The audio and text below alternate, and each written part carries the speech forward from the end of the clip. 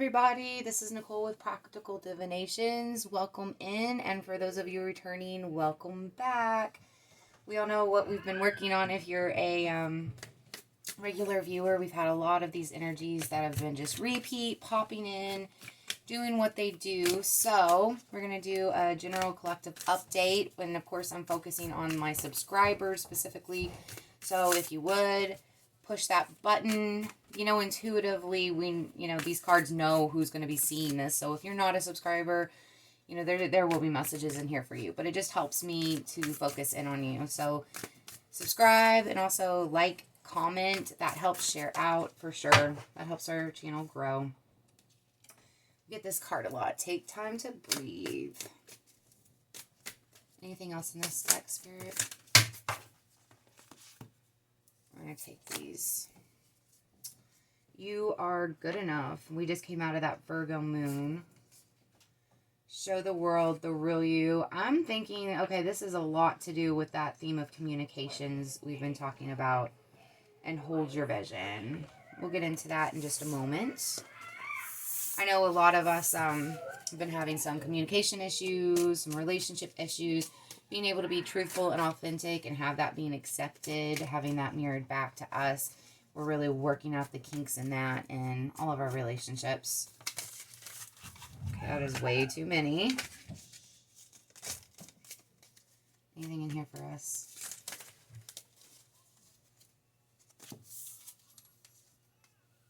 Is this me? It's a theme we're repeating, guys. So let's try to give us some better tools. And peaceful among the thorn. I do love to see that. I do absolutely love to see that we're maintaining that balance. So some of this might be external forces. We will get into that momentarily. Let's see what our activation and energetic bodies are looking like. What's going on in the subtle realm of things.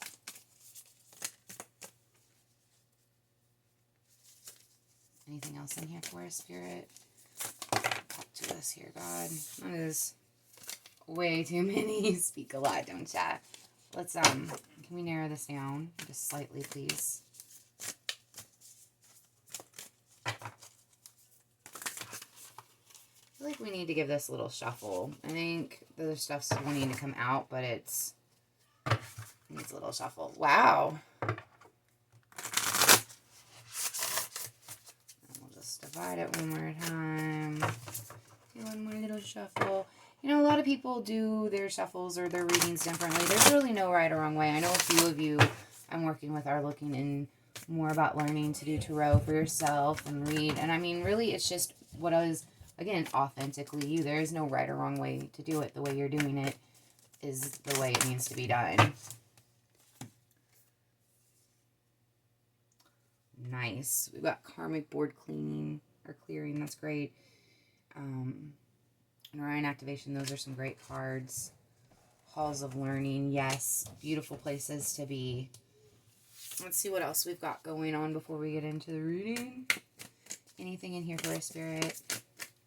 God, please, is there anything in here for us that is going to help us? I just really feel like this is the one. Anything else in here? Anything else? This guy too. Again, with the family culture, there's some dynamics going on in either your thought process or your home that definitely need addressing. Well, here's our themes. They came right out. Mystery, faith, trust, abundance, and passion. And then let's see if we can get into some of the specifics for you guys. So, the things that we're dealing with. All right, let's see. They came out in this order. We've got the Magician, the Knight of Pentacles, the Five of Pentacles, the Two of Wands, the King of Pentacles. Oh, look at that, the abundance card that we were talking about. And this is all about abundance. And then the King of Swords. Okay. So what I'm getting is here, guys, we've got the Magician. We've got the Magician, right? And that is a great card to have because that means we are actively trying to do something. That means we have the awareness, we have the information, and now we're using what we have to change the situation. this is great. This is a really good thing and a good sign. The Magician is a very capable person here, right? And then we're at the Knight of Pentacles. That means we've moved up. Okay, we've moved up on that pentacle path. We were getting some pretty low level pentacle cards, and we've moved up on that path. The Knight, you know, it's a step up from the page, so it's not a message bringer. This is, I've received the message, and now I'm doing something about it. Again, and that goes right with the Magician. We've received the message, and now we're going to take action. This is us having the capable skills to take action, okay? And I think that this card over here, Hold Your Vision, is really speaking to us here on, you know, stay very firm with what you're wanting, what you're creating, what you're manifesting, what you're trying to do in the culture as far as Pentacles go, because that's the theme. Pentacles, yes, it does often represent financial abundance or lack of, but it can be so much more. It has to do with your spiritual energy. It has to do a lot with the abundance of what you're seeing around you as far as your relationships. And that has been the theme here. It's also reminding us that we need to take time to breathe. And I think that we're taking the time to breathe because of this Five of Pentacles. The Five of Pentacles oftentimes is where we feel like we're lacking. We're missing out on something. We don't have everything that we want. And we're feeling kind of left out in the cold. You know, in the original deck, it's a bigger woman with a smaller woman. It could be mother-daughter. It could be sisters. We don't know. Sometimes it's a child, and they're walking outside of a church in thread-barren robes, you know? Like, that's the feeling of not having enough. And it's saying here to take out time to breathe, okay? So that's really important. And then we've got this Two of Wands, which is a lot to do, I think, again, with this Magician. Magician. I almost said musician. Because we're doing something. We're taking these two powerful tools that we have, and we're doing something with it. You know, it's growing here. And then we have two kings in this reading, right? Okay, it's very important. We have the King of Pentacles, and we've got this good earthy energy. This is a very Taurus card, you know.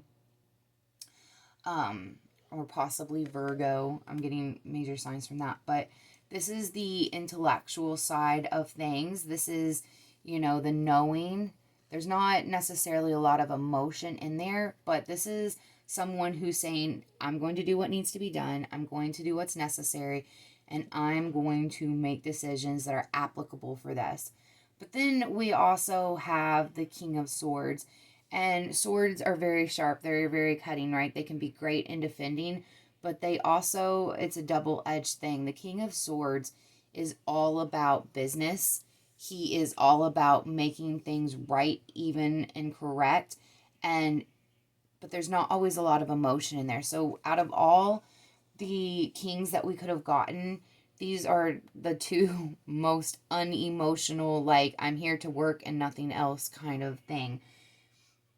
You know, and we've got that going on. So I feel like some of us are kind of just pushing through, like kind of numbing out what's going on with our emotions and saying, no, I don't need to worry about all that and deal with that. I'm here to work. I'm here to do what I need to do. And those things aren't necessary to me at this time. Okay, but isn't that kind of blocking out like a whole big, huge part of like who you are? And again, we have this question over here coming up. Is this me? I feel like some of us are putting on a mask to say, okay, I'm here for business. I'm here to do what I do. I have this goal in front of me and I'm going to hit that, because we did talk about hitting the target. However, we're like, wait a minute. Is this me? Is this how I want to go about it? Am I being authentic? Am I being myself? Is this really how I want to go about it? And we're questioning that. And it seems like we're keeping the peace, right? We have this peaceful among the thorns card. So you see this guy, and he's wearing this little eyepiece that helps him see more. If any of you play Horizon, you might kind of connect those dots. But, you know, all this stuff is happening around him. And then if you look at what's happening, the stuff that's happening around him is not even a natural occurrence. These are man-made things and objects and issues that are going on. So they're not even naturally occurring. And that's what stands out here to me the most. That this guy is trying so hard to maintain his composure, and he's meditating, he's reflecting, he's going internally because the world around him is so chaotic. He's really focusing on the internal world to block this stuff out. And yes, it is illusionary, but the biggest takeaway that I'm feeling from this and seeing from this is that these are all kind of man-made, self-made issues. Like, he's dealing with what he's created. Okay? And we need to think about how that applies for you. Like, what issues that you're facing in your life have you contributed to? Have you created? What's being around you? And again, like, even if he didn't create all these things, he has chosen to sit here. Maybe all these things aren't his burdens and problems. Maybe he did, maybe he didn't. But he still chose to sit here. What's to stop him from going and setting somewhere else? Like, for instance, why isn't he setting here in these beautiful mountains that are available to him? Why has he chose to set in this really crappy situation? Okay? You got to ask yourself that. Now we're also talking about showing the world the real you. And again, is this me? Show the world the real you. These two cards complement each other very well in this reading. Is this me? Show the world the real you. We're getting to know who is the real world, the real you, the real version of you. We have this trust card here. That's one of the themes that we have going on. I'll look close. This is one of the newer cards in this really pretty prism deck. It's so colorful. I was talking to my son this morning, and he had said something that wasn't true. It wasn't a horrible lie. It was just something that wasn't true. He didn't want to fess up to it. And, you know, as parents, shortly later, we found out what the real truth was. And that is something that I myself had struggled with a while back. It's not necessarily the want to lie. It's the want to keep the peace. And then also it's about trust, right? Trusting someone else to accept you, the true, authentic you. You know, a lot of times love in this world is transactional. It shouldn't be, but it is. And it is conditional. Again, it shouldn't be, but it is. But can I trust those around me to know my truth? Now, when you start speaking 100% truth without fear of consequence or something being taken away, it is very liberating. Very, very liberating. And one or two things are going to happen. Either they're going to accept your truth and you're going to work on whatever that brings and whatever that might mean, or they're not going to accept you and they're going to say, no, I don't want that in my life. That is not a loss, okay? That is a blessing. If someone cannot accept the deepest, truest, core beliefs, thoughts, truths of you, they are not for you. And you have to be okay with that. But when someone does love you truly and honestly and unconditionally, they're going to accept that part of you. You know, they're going to accept that. Even if that means I don't necessarily like that, I still love you and I accept that. Or that doesn't really work for me. Can we try to work out some sort of solution there? That again is okay. But when they completely just discard you, if you can't be 100% honest and truthful, you don't have trust. And that is something I think a lot of you are really, truly cultivating. And I think this goes even deeper than the trust between two people. I think this also has to do with the trust of yourself. Because if you know in your soul that, you know, you should have said this, or this should have happened, or I wanted to do this, but I was scared, you're teaching your soul that it can't trust you. That is having to go back to you are good enough, okay? Show the world the real you. Like, if you can't even trust yourself to accept your deepest, darkest feelings, your shadow parts, the things that aren't necessarily in your eyes good enough, how are we going to have that with anyone else? There's a lot of mystery going on, it says here, to what's going on. It's taking a lot of faith and a lot of passion, and it is bringing us to a place of abundance. Now, again, it says the changes that you're going through are positive. And I know a lot of you have said to me, oh, I'm stumping my foot, I'm hitting my hands, I'm getting injured. Mentally, I'm getting beat up. I'm having to bite my tongue a lot. I'm trying to have to keep peace. And again, it comes back to that Five of Wands we had the other day. These are all very small opportunities for you to apply these lessons that we're talking about, these changes that we're talking about. And a lot of it, and I keep saying we keep having relationships come up. For a lot of you, it is, and it's your relationship, and it is about your family culture. There are things that we grow up seeing in our families that, yeah, they worked really well, but maybe they weren't the best. Or there's things that we saw that we knew didn't work out, and we didn't bring them with us into the new relationships and families. But there's still some things in your all's thought repertoire of how you think things need to work or be or look that aren't necessarily truth, and they're not serving you, and they're not healthy. So this could be the dynamic in how you speak to each other. This could be the dynamic of, well, it has to be this way. It has to be this way. This is the way it's supposed to be, but then clearly we can see that it's causing us pain or harm, or it's not working. Those are the kind of dynamics that we're needing to really reassess and have some discernment with. It says the karmic board clearing. So energetic clearing, rewriting your story, live your truth. We all know that we're in a brand new cycle. We've left everything old that we can go. So some of these situations you're staying in, it's not because they're what you have to be. It's because you don't know where to go forward. It's like, okay, well, I realize I don't have to do this anymore, but then what am I doing? Where am I going? How do I move forward? And again, I would say you don't need to worry about that, because with the Tower that we had the last reading and the Fate, all of that, it's going to happen in a very natural way for you, okay? It's not something that you need to give it a lot of thought to and towards. You just need to show up, be present, and come from a place of love and awareness. And also, how people talk and communicate with you, they're going to take their cues, because you don't have the same relationship with one person as you do with another, right? Like, the way you talk with your coworker is not the same the way you talk with your mom. It's not the same way you might talk with your, guru, coach, spiritual practitioner, whatever. It's definitely not the same the way that you're going to communicate with a gas station person that you're talking to. They're checking you out. They're all different. So you really set the pace on how people are going to communicate with you. So if you're communicating in a passionate way, in a trusting way, that you're trusting that what you say is going to be received well and loved, if you're having faith in that and you set that tone, you can create that with any relationship you have, especially the ones within the household in which you're living. We also have the Orion activation. It's a supernova recreation, rebirth, renewal, rebirth by light. So we're really just turning on things they exist in us now, but they're just kind of lying dormant. And this time is using to spark it, rekindle it, ignite it into a place of passion and abundance. But we have to get there by, understanding that it's kind of a mystery. We've got this mystery card.